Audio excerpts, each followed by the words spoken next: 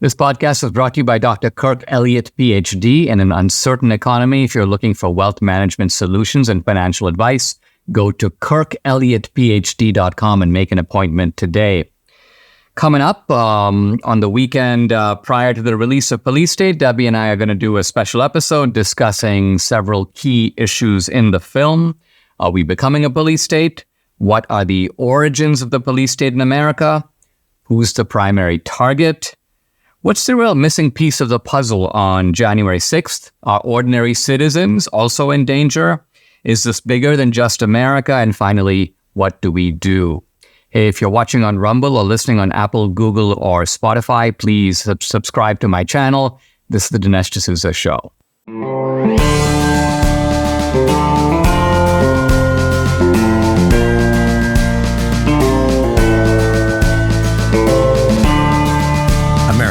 Needs this voice.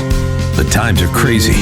In a time of confusion, division, and lies, we need a brave voice of reason, understanding, and truth. This is the Dinesh D'Souza Podcast. Debbie and I are here for our Friday Roundup, but you'll notice our format is a little different. Normally we sit but we decided to rearrange the table. And also, I mean, this was also here yesterday, but I didn't take any note of it. Notice our new backdrop, your idea. Yeah. I thought it'd be kind of cool to have the poster now. In when you're alone, we don't have the poster, just the backdrop. But we figured this way people can see the poster. It'd be kind of cool. Well, and the thumbnail has poster. So. We're right on the verge of releasing Police State on Monday, the first day in the theater. In fact, you can be the first to see the movie. And that's even before the virtual premiere, even before the our official premiere, which is... Our hometown is sold out. Our hometown is sold out. A bunch of theaters are sold out. There are still tickets available, though. So if you can, but you got to go. Move, get them today, get them this weekend. And as I've said before, this is a movie we make for the theater. So in other words, it's very cinematic. You can see it in other formats. It works well, but the theater is a kind of a unique experience. So try to go, if you can, go to policestatefilm.net. That's the website, policestatefilm.net. Should mention you cannot get tickets from Fandango or from the theater. Don't just go to the theater saying, I'll buy a ticket when I get there. No, you won't be able to buy a ticket. Why? Because we have bought out these theaters. And so you buy the tickets online, and then you show up and you present your ticket as normal, and you can watch the movie. Now, if you can't make it to the theater, then you should sign up for the virtual premiere. It's for the same price as the theater ticket, and that's also from policestatefilm.net. We have this cool song by Forgiato Blow, which is the song that's used in the closing credits of the movie, but he's going to perform it live. Then we have the full screening of the movie, and then we have a live Q&A with Dan Bongino and me to follow. This is for the virtual premiere. We're doing it out of this amazing studio in Las Vegas, and it is Friday, October 27th. So, well, we thought we would devote the special episode to just a discussion of some of the key themes related to a police state. Now, maybe I'd start by asking you this question. I mean, I think we both, as immigrants, feel a little surprised that we're making a film called Police State. And but unlike India, which is a society that has a lot of corruption, a lot of poverty, Venezuela has moved in the direction of a police state. And you have really from the time I met you, been warning that, I'm beginning to see some troubling parallels between Venezuela and the United States. So in a sense, you warned against it, but you also saw it coming. I did see it coming. And I've been following the Venezuelan police state for 2 decades. So it began with people not really knowing who they were voting for or why they were voting, for him. I know that a lot of people don't really understand the politics of Venezuela. And to a certain extent, it's understandable. Obviously, it's South America. Nobody really cares about any other country but America. But because I have roots in Venezuela, I was born there, I still have family there, I followed it very closely. And in 1999, when Hugo Chavez won the election, he won it democratically. People went out and voted for him. He campaigned as a no-nonsense person, a politician that was not going to be your typical politician. He ran on anti-corruption, but he didn't run on anti-capitalism. And a lot of people assume that Hugo Chavez was a socialist from the get-go, but he didn't form the Socialist Party of Venezuela till way later, probably almost a decade later. So he ran as a centrist, really. And so my grandparents were fooled into voting for him because they thought, you know what, Venezuela has had a lot of corruption. They didn't really have a right-wing party and a left-wing party like we do here. It was more center-left, center-right. Still very similar to the Republican Party platform and the Democratic Party platform, but a little bit closer to the middle. And but there are people that argue that even the right-wing party was secret communists. I mean, there's a lot of people that say that, and even to this day, there is a coalition of right-wingers that say Venezuela has never had a true right-wing represenation. Yeah, and so these are like the MAGA types, in Venezuela, and they have some in Argentina, as we've seen, and they have some in Brazil. But the police state began when people woke up to Hugo Chavez and decided that was not what they wanted in their country. And so they were against the regime. And essentially, the boot was stamped on their forehead. To put down the newly awakened Venezuelan majority that was now resisting Hugo Chavez. Exactly. And then you're saying it's remained intact, and in some ways they've now, the police state now in Venezuela is supported by external forces. Exactly. Russia, China, Iran, all of them propping up so that it's even if you have a majority against Maduro, the majority is now contending against these outside powers. Yes, and they are propping him up. They are giving him money. So even the sanctions that we made don't really matter much because they get money from Iran, they get money from Russia, they get money from China. And, as I told you a couple weeks ago, Hezbollah is very, very present in the Venezuelan government. The reason the Venezuelan example is important, I think, is because traditionally police states are established by a revolutionary military or violent overthrow of the government. Castro took power by overthrowing Batista, established a police state. Lenin led the Bolsheviks into a rebellion against the Tsar, pushed away all the other parties. They took power by force. Mao, of course, came to power the same way. Pol Pot in Cambodia. So the Venezuelan example is interesting because you have a society that democratically made this transition, at least democratically initially. Now you say the first one. The first election has been the only legitimate election in Venezuela in 2 decades. Right, which raises a point people should be aware of, and that is that part of what police states do is rig elections. During times of economic uncertainty and political upheaval, it's crucial to have a reliable source of financial guidance and insight. This is where Dr. Kirk Elliott, PhD, and his esteemed wealth management advisory firm come into play. Dr. Kirk Elliott has distinguished himself with 2 PhDs in economics and theology. He's built a reputation in expert financial solutions tailored to your unique needs. His firm specializes in wealth management, offering a comprehensive array of services to protect and grow your assets in an ever-changing world.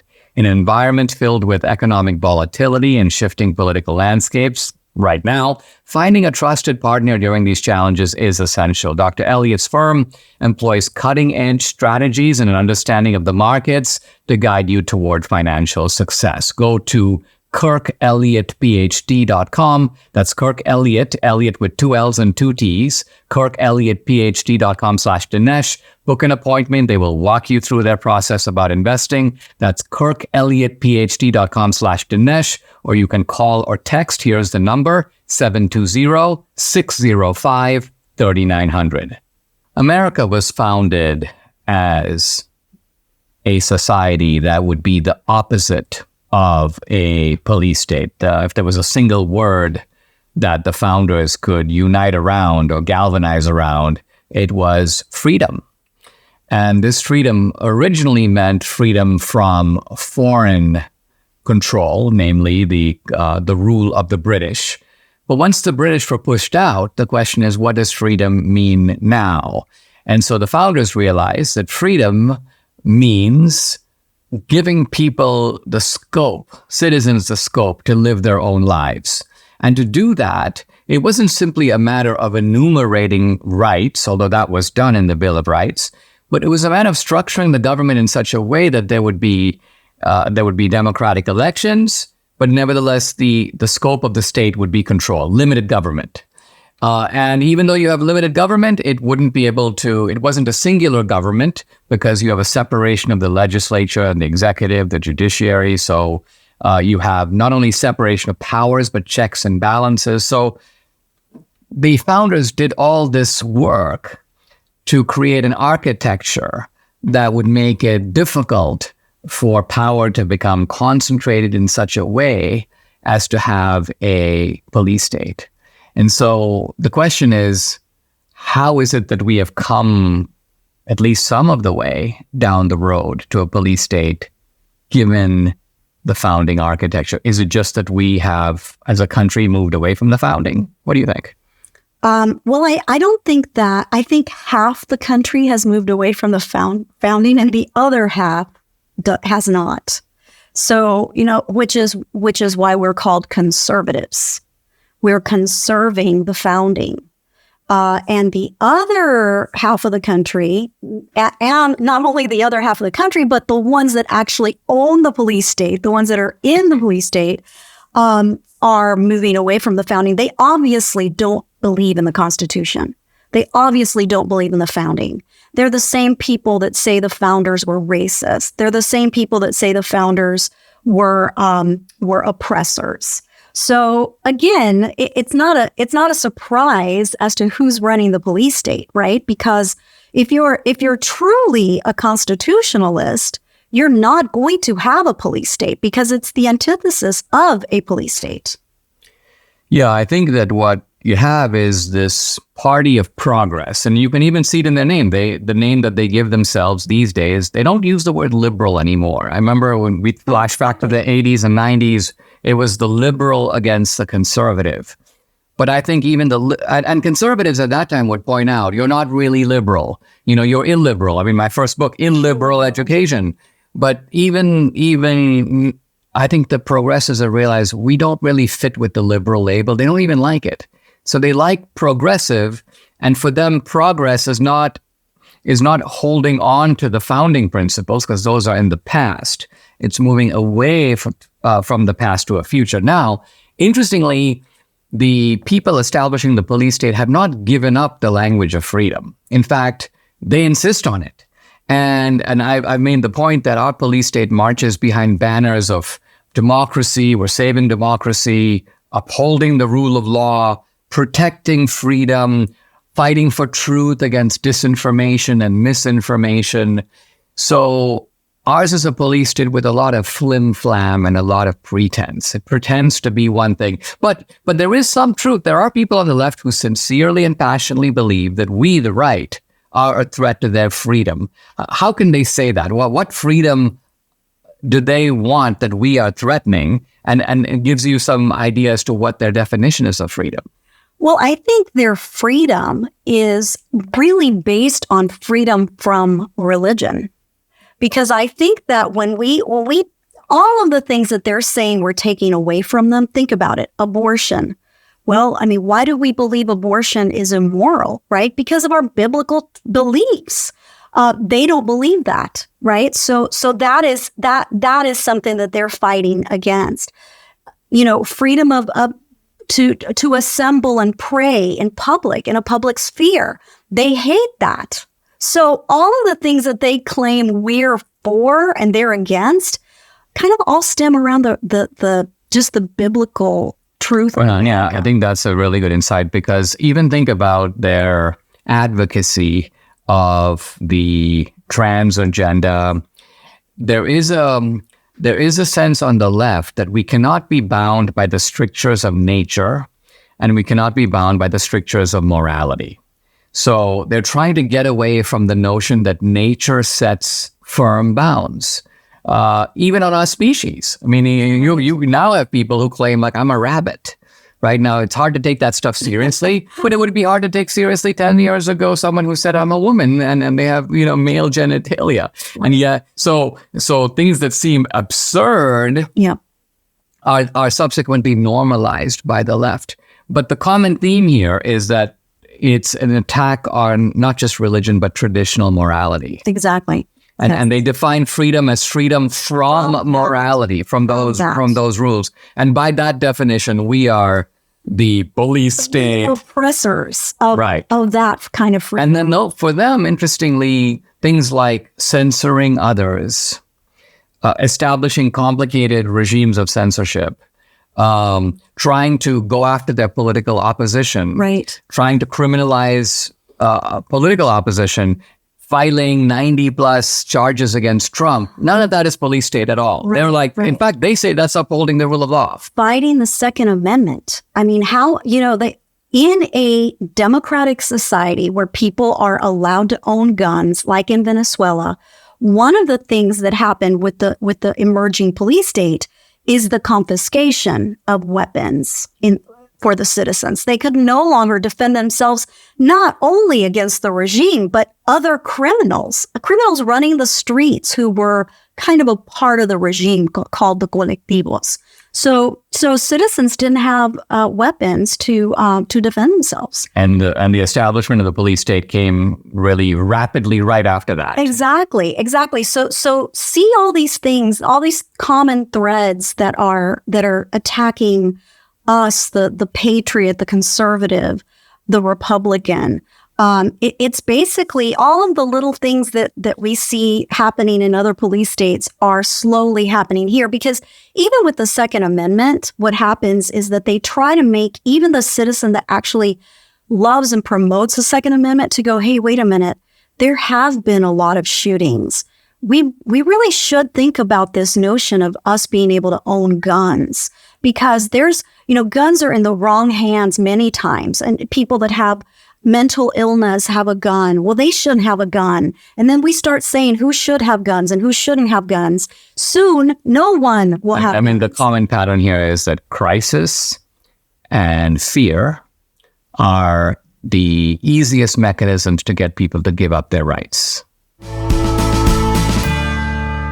Israel is at war because of senseless, horrifying attacks from brutal terrorists targeting innocent civilians, including women and children. Now, you and I simply have to do something to help the victims of these attacks. This is why I am partnering with the International Federation of Christians and Jews. This is how we can do our part to help. We need to do what we can to help children and families hit by the war in Israel. It's an urgent need, and it's the right thing to do. Help Israel in its darkest hour. Phone your donation to 800-249-0606. Again, that's 800-249-0606. Your emergency gift will help the International Fellowship of Christians and Jews save lives and provide critical essentials needed right now. The number again to call, 800-249-0606. One of the things that we do in the film is we try to identify the origins of the police state. And this is important because if the left says the right is doing the police state and the right says, no, the left is doing it, one way you resolve that is you define a police state, but then you see, when did it start? How is it organized? How does it operate? Who's behind it? Who's running it? And once you answer those questions, you're like, now I know. I can now answer that question. But let's talk about the origin of the police state. Do you think that the police state began in this century, or do you think that there were roots of it that go even earlier into the 20th century? Well, Hoover, he ran the CIA, The correct? FBI. The FBI. Apparently, he had a list. No, that's right. And so when was this? Well, I mean, Hoover was the longtime head of the FBI. Right. And, this is a guy who apparently he had the goods on Nixon. He had the goods on John F. Kennedy. This was a guy who had commissioned the surveillance of Martin Luther King. So we're talking about the 50s and 60s. Right. So he was kind of big brother himself. He took it with rogue. I think so, although I think it's important to note that with Hoover, it's kind of like he was a very cagey guy. Apparently, he had a very bizarre personal history and life, and he sort of thought that the way that he would stay in power is have the goods on everybody, so nobody could really go after him. He had the goods on them. Now, on the other hand, I don't believe that Hoover had any tyrannical vision of really running the country, nor was he trying to put his finger on the balance of the election. Like, it wasn't that he said, okay, listen, I don't like Kennedy, I'm going to make sure Nixon wins. He didn't do those things. So in a sense, although he was a macabre and insidious fellow in some respects, it was not the systematic police state that we're dealing with now, in which the FBI, by the way, is only one part of a much larger bigger picture. Right. Because it's the agencies, correct? The agencies of government. It's and now ATF. It's the ATF, it's the DHS. I mean, the DHS is 15 or 20 times bigger than the FBI because it has a massive arsenal of agents and money. And in fact, a lot of the censorship and a lot of the bad stuff, a lot of the political surveillance and tracking is coming out of DHS, right? Not out of and the that FBI. was after 9/11. And that was after 9/11. Yeah. Do you think that was the turning point, or would you go back to Waco and Ruby Ridge? I think Waco and Ruby Ridge woke up a lot of Americans to the fact that if they don't like what you're doing, they will find a way to take it away or jail you, or in those instances, kill you. I mean, I think what happened with Waco and Ruby Ridge, both were in the 90s. Now, if I remember, Ruby Ridge was under Bush. Was that right? And I think Waco was under Clinton. I know Waco was under Clinton. Yes, it was kind of the cusp. Right. Yes. And so in Ruby Ridge, they were going after these so-called militia guys. Right. And in Waco, they were going after these cult guys, right? Yes. Which is David Koresh. But the excuse they didn't go after them because they were a cult. They went after them because they had weapons. Right. But I think a lot of Americans were not only okay with what happened, but even cheered at some of them because they thought, these people are weirdos. The guys who live in the mountains, like mountain men. And then you've got this weird cult and some allegations of all this weird sexual stuff. I think this is important because, well, fast forward to something Hillary Clinton recently said, which is that MAGA supporters might need to be, quote, formally deprogrammed. Think about that. Formally deprogrammed. So what is she saying? She's saying that, first of all, that MAGA is a cult, likened to Waco. Mm-hmm. And then some people go, well, this is ridiculous. This is our basket of deplorables all over again. I think it's actually more insidious than that. More sinister, because what she's really saying is that I am going to dehumanize these people as a cult, as a prelude to people thinking it's okay if we incarcerate these people. Well, it's okay if we kill them. Look at January 6th. Look at what they're lumping us with, right? So not only should we be deprogrammed, but we're insurrectionists. We're trying to overthrow the government illicitly. Exactly. And the government is justified in coming down on us as if we are ISIS. I mean, here's what's interesting is with the Hamas attacks, we get a reminder as if we needed, this is terrorism, right? We saw it at 9/11. We saw it earlier in the 20th century with the IRA and several other terrorist groups. We've also seen domestic terrorism. Bill Ayers was a domestic terrorist, planning a bomb at the Pentagon, trying to bomb the buildings in Manhattan and so on. So the Weather Underground was a terrorist organization. MAGA is not a terrorist group. No. MAGA didn't do this on January 6th. It isn't doing it now. Well, I likened the Weather Underground to Antifa. Right. And Antifa is not viewed that way by these people. So, Right. Can you imagine? Well, this shows you that police states have a way of defining these issues in which enemies of the police state are labeled enemies of the state, and friends of the police state are let off the hook. They're protesters. They're protesters. If aches and pains are your problem, Relief Factor is your solution. Try it for yourself and find out. Debbie and I started taking Relief Factor a couple of years ago. We've seen a huge difference in our joints, nothing short of amazing. Aches and pains are totally gone thanks to this 100% drug-free solution called Relief Factor. How does it work? Relief Factor supports your body's fight against inflammation. That's the source of aches and pains. More than 1 million people have tried Relief Factor, and the vast majority, about 70%, have gone on to become regular customers. Debbie's a true believer. She can now do exercises that for a long time she wasn't able to do. So Relief Factor has been a big game changer for her, her aunt, other members of our family, Mike here in the studio, and for many other people. You too can benefit. Try it for yourself. Order the 3-week quick start for the discounted price of just $19.95. Go to relieffactor.com or call 800-4-RELIEF to find out more about this offer. The number again, 800-4-RELIEF, or go to relieffactor.com. Feel the difference. You mentioned in the last segment, January 6th, and interestingly, this film began as a film about January 6th, right? And we thought we knew that something was deeply wrong there. We also knew that the story of January 6th hadn't been really told.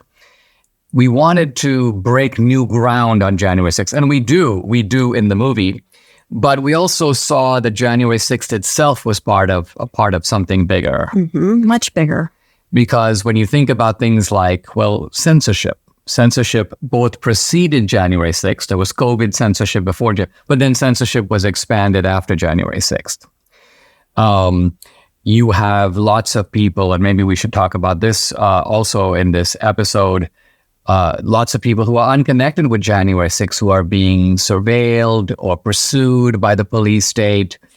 So even if somebody were to say, I'm not Trump, I didn't go in the Capitol, those guys should not feel invulnerable. They too can be targeted by the police state. But let's talk about Trump for a moment here, because he is the poster boy the left makes him the poster boy of the police state. He's carrying out a police state, or he represents an authoritarian threat. But I think it's far more clear that Trump is the target of the police state, but he's their pathological target. I mean, they are so determined to go after him as opposed to anyone else. I mean, we know that they don't like other Republican candidates, for example. Mm-hmm. Why do you think? But why him? Why him? Why is he in their sights? And if they could get rid of one person, let's say you offered the left a choice, you can get rid of all the other Republican candidates put together, or you can get rid of Trump. Well, it's interesting. Did Bush or Romney or McCain ever run on, I'm going to drain the swamp? I don't think they did. I think they were part of the swamp. And so I don't think that was their mantra, right? But Trump came in and said, I'm going to drain the swamp. Now, he didn't, right? And he should have, but he didn't. And I think that alone was reason enough to make him a primary target, because they don't want him to drain the swamp. Yeah, I think looking back that with Trump, that in the first term, in 2016, even though he came in, he was an outsider. So he knew about the swamp, but he didn't really know how these organs all operate. In that sense, I would contrast in a way Trump with DeSantis, because DeSantis is a government guy. He's a bureaucratic guy. In fact, he's been in bureaucratic organizations about almost all his life. He was in the military, then he moves into government. So he is somebody who functions in that, whereas Trump is a business guy. He's from the outside. He didn't function in the world. And I think he thought that there were big spenders and wasteful guys and corrupt guys. I'm not sure that he knew that even these police agencies had all been sort of structured in a way that they could be mobilized against him. Otherwise, he would have fired Comey. He would have fired Christopher Wray. Yeah. Well, and also the thing that was really interesting with Trump was that the people he surrounded himself with, cabinet, chief of staffs, they didn't have his best interest. And so a lot of them kind of stabbed him in the back. And that's a remarkable. He's had more backstabbers. I mean, Reagan had one or two backstabbers, but Reagan didn't have more backstabbers than non-backstabbers. Right, than not. Yeah. And so, but I think, and there are people today who bash Trump and they say, Trump didn't do this and Trump didn't do that and Trump was wrong about COVID. But we've got to realize that when you come into the government, I mean, who knew? You didn't know, and I didn't know, and Trump didn't know that the CDC, the Center for Disease Control, has been corrupted. As you know, I was a fan of the CDC. I'm a germaphobe, and I've always felt like we need an agency. What did the CDC say about it? We need an agency that is nonpartisan, and I always believed that they were nonpartisan. I never thought they took sides. I didn't think they did until COVID. And then I was like so surprised and shocked. Yeah. So when COVID comes along, Trump goes, you know what? What can we do? They're telling us to shut down the economy. Let's do that temporarily and race to a vaccine. He did in a sense the logical thing that you would do under normal circumstances. It's just that we were even then not in a normal circumstance. And we have but we now know, and he knows. So in that sense, I think that when you make an assessment of somebody, you have to pay attention to the circumstances that they found themselves in initially. And I think that the extent of the infiltration of the police state, which was really, I think, ramped up under Obama. I mean, I saw a slight glimpse of it in my case. But again, even in my case, I was completely naive because, I mean, you know this as well as anyone. I thought it was a one-off. I thought, okay, you know what? Dumb me. I made this movie. I annoyed this vindictive narcissist. He's going after me. I should have known there's a target on my back. But I didn't see it as a prelude to something bigger. It's going to come for Papadopoulos and Carter Page, and it's going to come for Michael Flynn, and now for Trump. Well, interestingly, around the time that you got targeted, there had been other targets, like my friend Tom DeLay. Right. And there was IRS targeting. So I had seen there was a little bit of a pattern there happening. And then with you, it was like, whoa, this is getting bigger. And it just continued. It almost like snowballed into something that we now call the police state. And had Hillary been elected, we probably would have had a full-fledged police state. Oh my gosh. So in that sense, we bought some time. We briefly got a respite with Trump. But now, of course, they're completely at it again. Last month, the G20 group announced it welcomed discussion of the effects of implementing central bank digital currencies in their countries. These currencies could allow the government to track every purchase you make. They could even allow officials to prohibit you from purchasing certain products or easily freeze or seize part or all of your money. In essence, they enable the government to take control over your finances. Now, concerned Americans are diversifying their assets into physical gold with the help of Birch Gold Group. If you want a physical asset held in a tax-sheltered retirement account, you should call Birch Gold. Debbie and I are customers. We buy our gold through Birch Gold. But find out for yourself. Text Dinesh to 989898. They'll send you a free information kit on gold. And here's the easiest way to become a Birch Gold customer. If you have an IRA or a 401k from a previous employer, Birch Gold can help you convert it into an IRA in gold, and you don't pay a penny out of pocket. Text Dinesh to 989898. Claim your free information kit on gold. There's no obligation, only information. If digital currency becomes a reality, it's going to be nice for you to have some gold to fall back on. I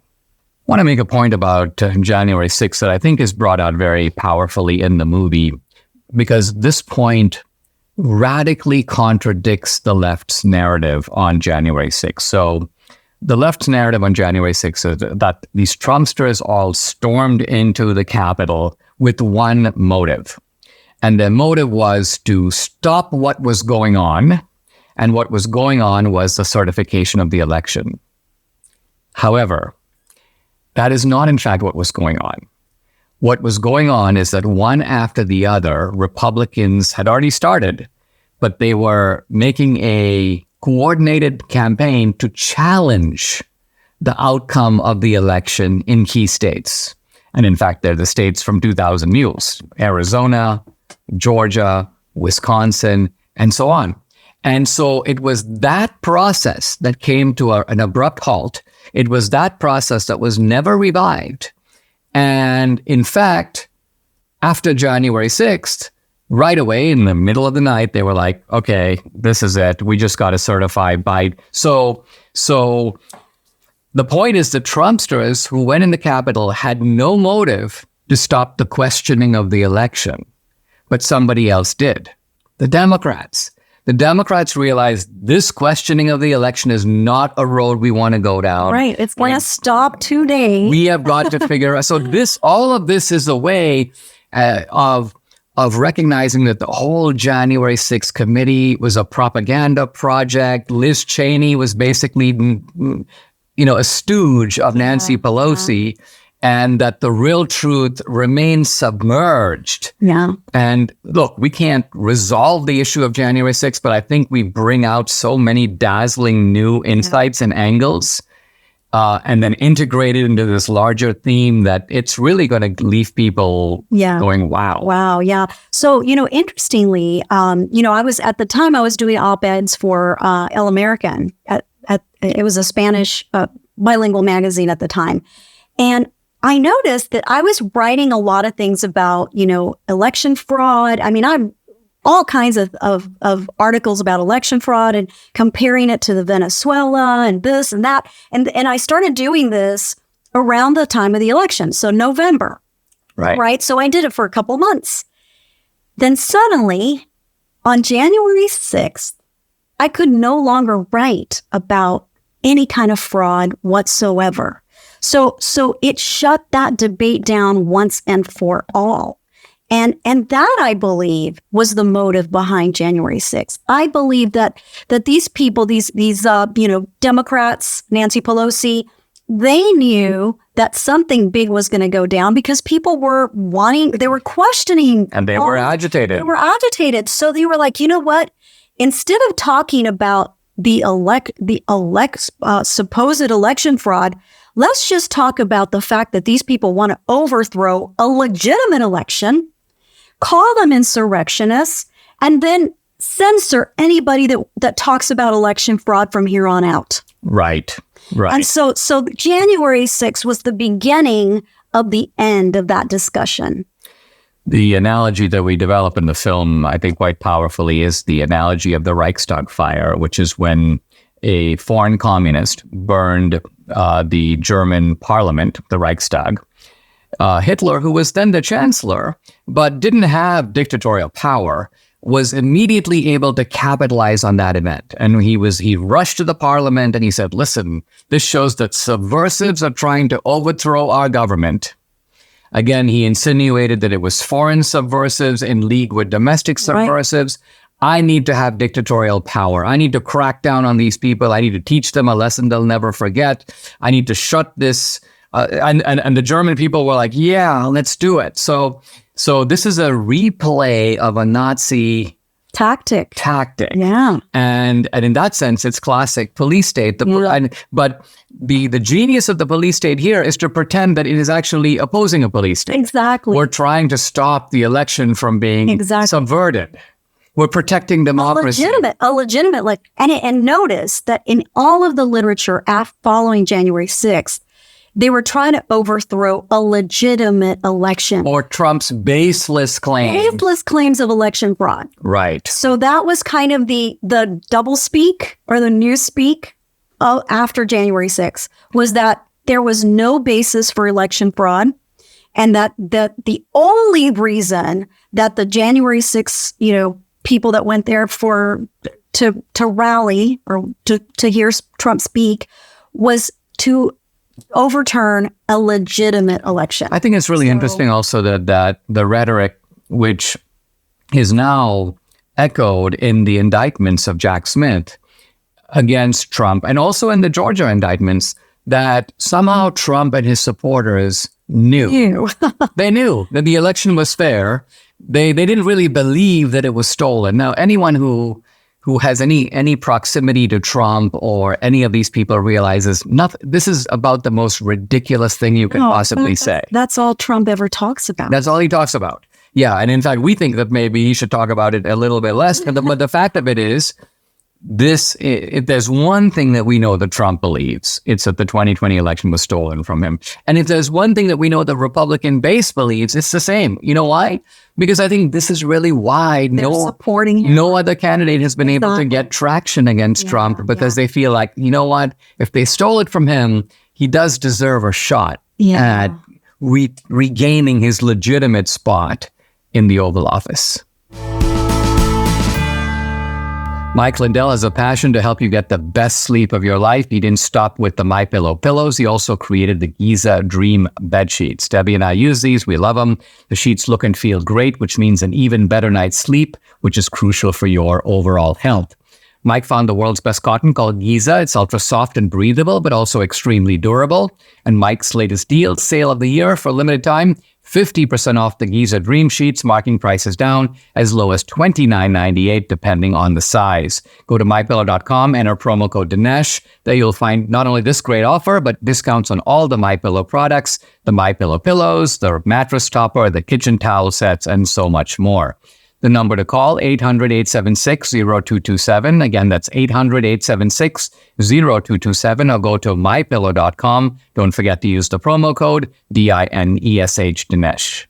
You know, in Police State, we do identify Trump as the primary target.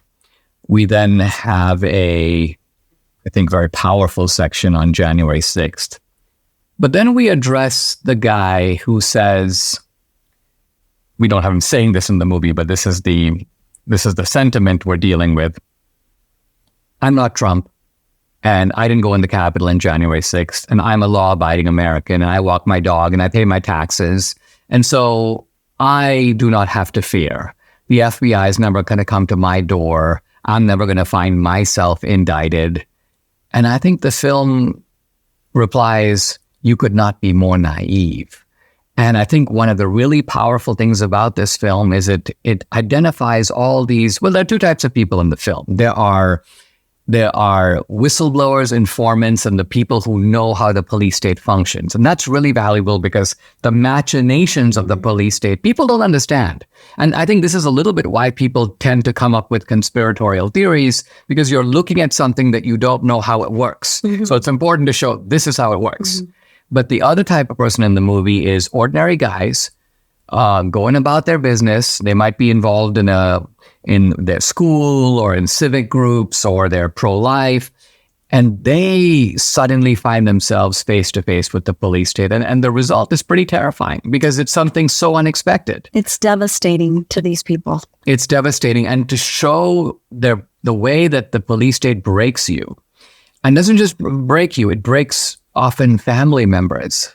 And so it's wreaking so much moral and emotional havoc on our society. And it's only going to get worse if it's not stopped. Yeah, I believe so. There are some really emotional moments. I mean, even though we were involved in the filming process and the editing process, and even then, when you see, like, for example, Joseph Bolanos talking about what happened to him. And here he is, completely just benign, just going to DC because he thinks he's doing, it's going to be an amazing day. He has he wasn't even a protester. He didn't even go in the Capitol. No. It was just, and so anyway, so someone like that, and then the aunt of one of the men that did go to the Capitol, but again, he wasn't political. She said he wasn't even a Republican. And then to hear what happened to him because of this. It's the blow by blow. And this is what a movie can do, because the woman we're talking about, Jerry Parnell, was asked to testify, right? Mm-hmm. But right before she went to testify, they told her she has like 90 seconds or 3 minutes. And so she goes up there and she just goes, my nephew, he went in the Capitol. And she gives a kind of summary, but you don't get a sense of how this all plays out in real And life. how it destroyed her family. It just Unbelievable. destroyed her family.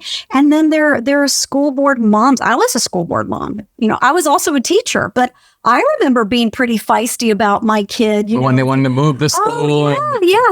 So I mean, I can't imagine that would be, that you would think, I'm protecting my child. I'm doing it for the best interest of my child. And then you have helicopters overhead, like Right. wanting to arrest you, wanting to make They put you on watch lists, surveillance lists. And the other thing about it is, we have experience in government. We have access to lawyers. So, we worry in making a film like this, will they try to come after us? But my point is, we have a certain armory that we can deploy if that happens. But can you imagine somebody who's But like... even that armory can't protect you. Well, the armory is not, it's in no way, if they want to get you, they'll get you. that's the essence of a police state, right? Exactly. Which is to say they identify a target and then they try to find out something that you did. And this is what I tell people who say things like, I pay my taxes, is I say, listen, why don't we spend the next 15 minutes and you tell me a lot of things about your life? Just describe them. And I will then tell you 3 separate indictments that can be brought against you, right? You're a doctor. I've got one ready for you, which is that illegally administering pain drugs. All you have to do is find one patient that you gave pain medication to who says, I didn't really need it. Yes. And then they accuse you of, Yes. and so then they come to you and they go, listen, we give you 2 choices. You can pay $100,000 fine and never practice medicine again, and serve 30 days in jail, or we're going to charge you with a crime that could carry, let's just say, 5 years in prison. And you go, 5 years in prison, my life would be destroyed. Exactly. So you take the other deal, even though you're not guilty and you could defend yourself, but you can't take the risk. Yeah. So this is the way in which the police state legally, and that's the sad point, is they are legally bludgeoning you into taking a plea when you're not guilty and they targeted you in the first place. Yeah, that's right. And this movie really, we show many people. You have more interviews than you've ever had in any of the other movies. So it's very impactful. And we bring these stories to life either with authentic police cam, body cam, or peephole footage, or in some cases we recreate the event. And that's the power of a film, is you're not just told about it, you can experience it. Debbie and I are on a really good health journey, but we still struggle to eat enough fruits, veggies, and fiber, and those are a requirement. Now, lucky for us, we discovered Balance of Nature, and what better way to get all your fruits and veggies plus fiber than with Balance of Nature? This is Balance of Nature's fruits and veggies in a capsule, so easy to take, made from fresh whole produce. The produce is powdered after an advanced vacuum cold process, which stabilizes the maximum nutrient content.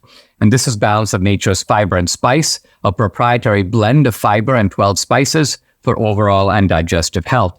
Join Debbie and me. Start your journey to better health right now. Call 800-246-8751 or go to balanceofnature.com. You'll get 35% off your first preferred order by using discount code AMERICA. Again, it's balanceofnature.com or call 800-246-8751. Get 35% off your first preferred order by using discount code AMERICA. The point of making a movie like Police State is to create a weapon. And by a weapon, I mean a weapon of knowledge, of insight, of information. And so sometimes when people say to me, like, what can I do?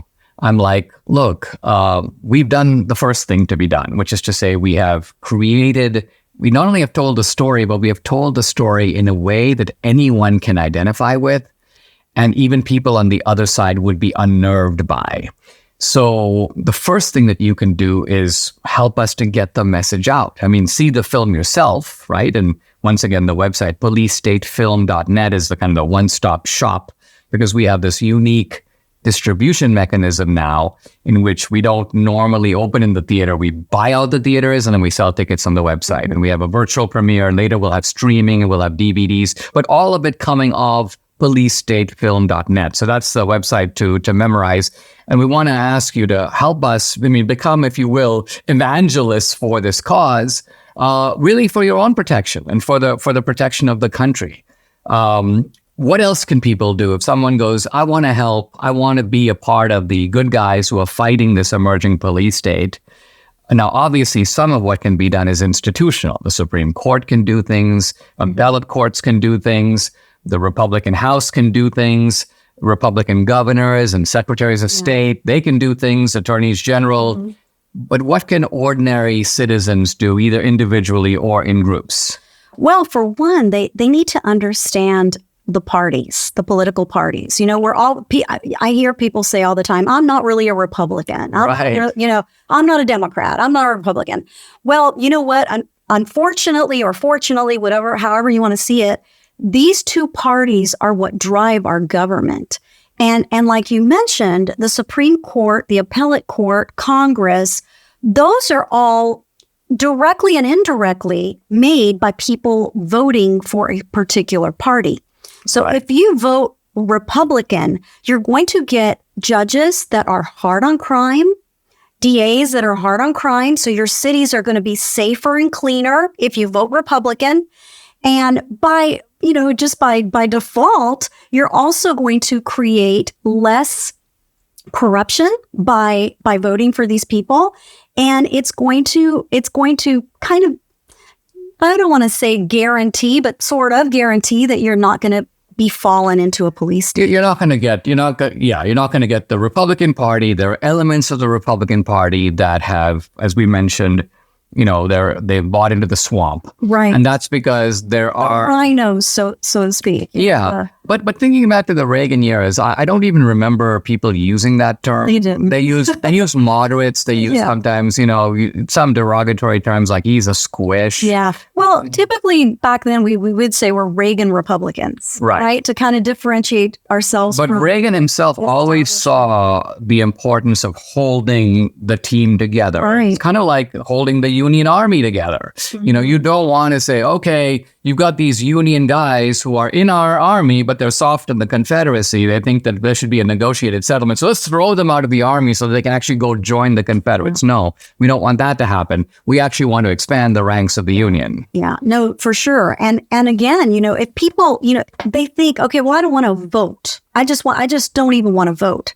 Well, then they're actually giving it to the left. They're allowing the Democrats to win. I mean, Debbie and we well understand the problems in the Republican Party. We well understand a lot of the pettiness. We understand the absurd operations of the Republican National Committee. Where are those guys? I mean, here's a good example. If we had made this film on the left, we would have been contacted by the Democratic National Committee eons ago. They'd be offering all kinds of help. We have not heard one word. And we haven't approached the RNC because we've had bad experiences with them. If we approach them, I can tell you the answer in advance. They will do nothing. They will not lift a finger to help us. So we share that frustration of people who think the Republican Party is horrible. Yeah. But that being said, it's the only party that offers any kind of hope for an America that is more like the founding America than the progressive America that's going to throw us off the cliff. Absolutely. It's a party with a great history. I mean, the history of the Republican Party is the history of anti-slavery and emancipation. Mm-hmm. It's the history of expanding the franchise. It's obviously the party that's delivered economic prosperity. Thinking back, for example, to the Reagan years, it's the party that opposes the coddling of criminals. And yet it's a party that I think does have today in its leaders and in its members the intention of rolling back the police state. There's not a full understanding of the police state across the party. There's not a full acknowledgement of who constitutes the police state. Mm-hmm. There's a little bit of Republicans who are confused. Am I supposed to be back the blue? If I'm back the blue, how can I be against the police state? Yes, you can, because the police state is fundamentally lawless. Of course. Yeah. The police state, the police force is there to go after real criminals. So people need to understand that there's a difference between being for the police, for the blue, back the blue, and against a police state, which doesn't go after real criminals. It goes after non-criminals. In fact, it lets the criminals run amok while cracking down on law-abiding Americans. Subscribe to the Dinesh D'Souza podcast on Apple, Google, and Spotify, or watch on Rumble, YouTube, and SalemNow.com.